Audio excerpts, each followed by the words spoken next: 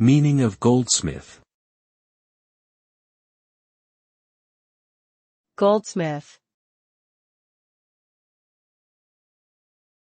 Goldsmith. Goldsmith. Goldsmith. A goldsmith is a skilled craftsman who specializes in working with gold, silver, and other precious metals.